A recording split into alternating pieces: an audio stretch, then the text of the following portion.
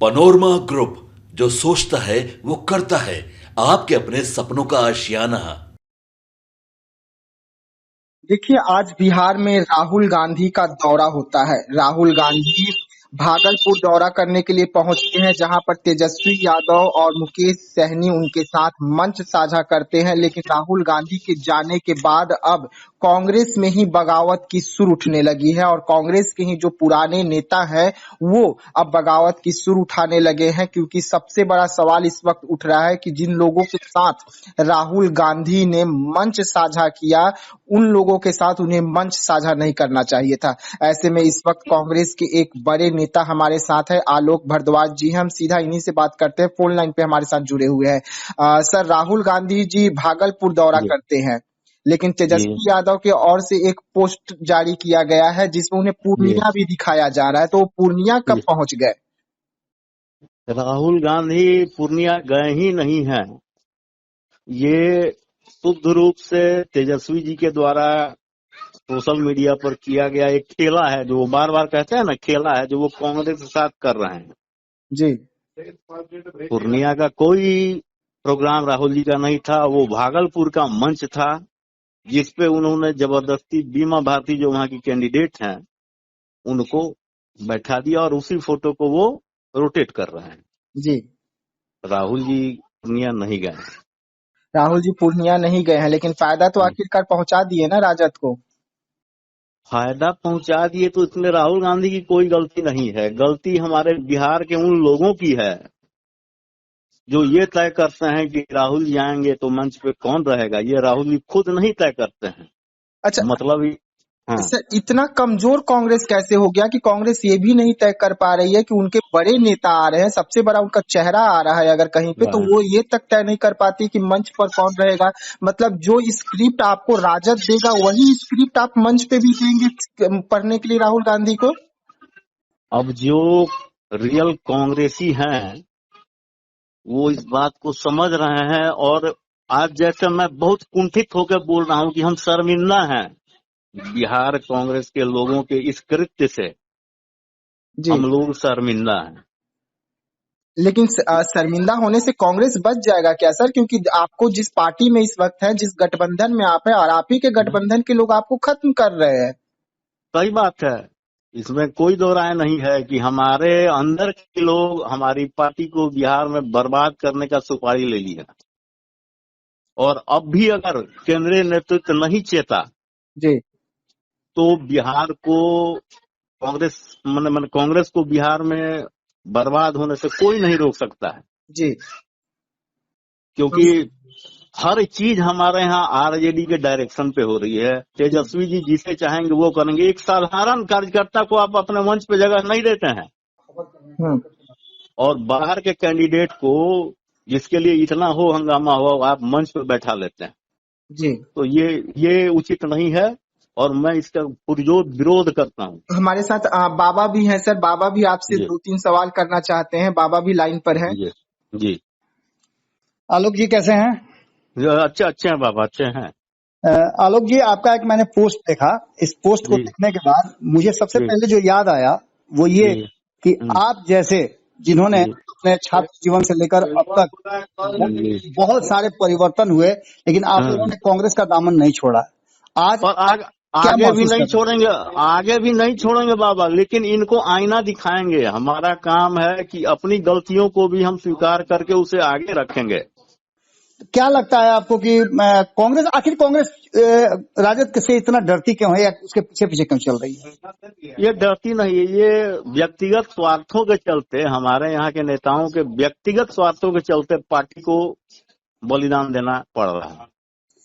कांग्रेस का इतना बड़ा इंटेलिजेंस है, दुनिया की सबसे हर पुरानी चीज पार्टी है। कही जाती है। मैंने यहाँ तक देखा है कि 2015 में जब आप एक गठबंधन के तहत आए थे, जब जी आप लोगों ने एक बड़ा अभियान छेड़ा था 2014 के चुनाव के बाद, जब भारतीय जी जनता पार्टी बहुत तेजी से आगे बढ़ रही थी। तो 2015 में आप लोगों ने बिहार में उसका रास्ता रोका था, जिसमें कांग्रेस की भी अहम भूमिका थी। 41 में से 27 सीटें जीती थी। आप लोगों की भूमिका बहुत बड़ी थी, इसलिए उस समय आप लोग पूरे जोर शोर से लड़ रहे थे। आपकी एक मजबूत जी टीम थी। आज जी वही कांग्रेस धीरे धीरे 70 सीट पर लड़ करके मात्र 19 सीट लेकर के आती है, और उसमें भी ये डर लगा रहता है कि लोग हमारे यहाँ से चले जाएंगे। आखिर ये स्थिति किसके कारण हुई? स्थिति हमारे बिहार के प्रभारी और बिहार के बड़े नेताओं के चलते हुई, जो अपने गलत दिशा निर्देश को पालन करवाने के लिए उसका सही लॉजिक बता देते हैं, और केंद्रीय नेतृत्व उन पर ध्यान नहीं देता है, जो बोलते हैं वही कर देते हैं। एक साधारण सी बात होगा, समस्तीपुर, महाराजगंज, यहाँ हमारे विपक्षी कैंडिडेट 10 दिन से दौरा कर रहे हैं, लेकिन इन जगहों में हमारे कार्यकर्ता को मालूम नहीं है कि हमारा कैंडिडेट कौन होगा। बिल्कुल बिल्कुल बिल्कुल ठीक है। और आरजेडी बोली कि ये सीट हमने आपको दिया है, जहां कोई जरूरत नहीं थी। महाराजगंज में कोई यूनिट है, कोई टीम है, ऐसा कोई दिखा दे तो मैं त्याग पत्र देने को तैयार हूँ। जी जी। तो ऐसी सीटें मांगते हैं, और जो उम्मीदवार है वो एकदम 11th आवर में देंगे। इट मीन्स कि इन्होंने राजद से सुपारी ली हुई है कि भैया हम बेकार सीट लेंगे, आप लड़ो, मैं आपके पीछे। आलोक जी, कहीं ऐसा तो नहीं कि 2014 में जो आप लोगों ने लालू प्रसाद के साथ किया था, एक अध्यादेश लाया था, जिस अध्यादेश के कारण लालू प्रसाद पंचायत चुनाव भी नहीं लड़ सकते हैं, कहीं उसका बदला तो नहीं ले रही है राष्ट्रीय जनता दल आप लोगों से? सही पकड़ा है आपने बाबा, आपने सही पकड़ा है, लेकिन ये बात केंद्रीय नेतृत्व को समझ में आए तब ना। आलोक जी, पूर्णिया से आपका बहुत पुराना नाता रहा है।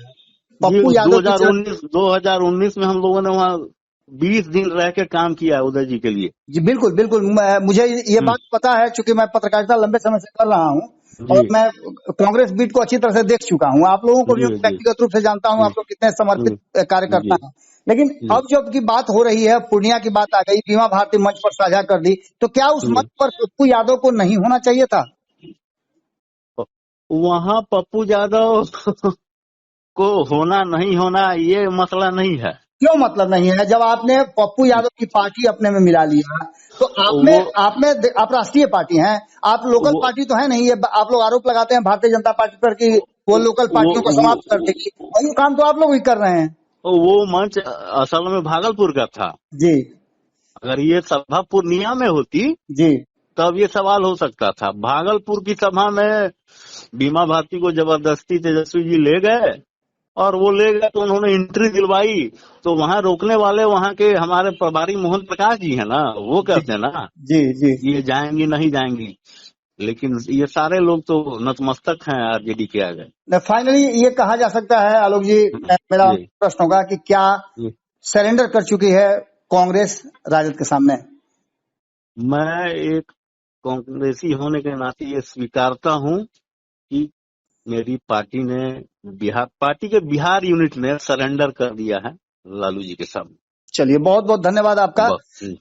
जिस तरह से आलोक जी ने अपने बड़े स्पष्ट शब्दों में अपनी बातें रखी, जब मैं कांग्रेस को बड़ी मजबूती से देखना चाहता हूं, बहुत मजबूत देखना चाहता हूं, तो एक लंबे समय के बाद 90 के दशक के बाद 2015 में कांग्रेस एक बार फिर से अपने परवान पर आई थी, और कांग्रेस में एक बार फिर से सदाकत आश्रम गुलजार होने लगा था। लेकिन अचानक धीरे धीरे करके ये कांग्रेस फिर से अपने उसी गति को प्राप्त होती गई, और इसमें बहुत बड़ी भूमिका, जैसा कि हमने कहा भी और आलोक जी ने स्वीकारा भी, 2014 में जो एक अध्यादेश आया था जिसकी चर्चा करके भारतीय जनता पार्टी ने इतना ज्यादा मान सम्मान कमाया और इतना ज्यादा अपने नीतियों में बदलाव किया, जिस नीति को कभी राहुल गांधी ने अपनाया था कि भ्रष्टाचारियों को कोई भी स्थान नहीं दिया जाएगा लोकतांत्रिक प्रक्रिया में, और आज उसी का कमाई जो है वो खा रही है भारतीय जनता पार्टी। लेकिन उसी कांग्रेस की जो वर्तमान स्थिति बन गई है, वो देखने से कहीं ना कहीं कांग्रेस के नेता ही